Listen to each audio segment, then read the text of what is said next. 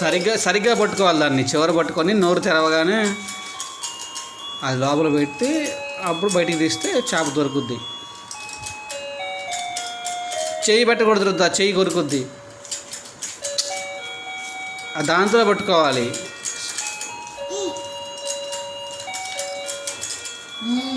Super.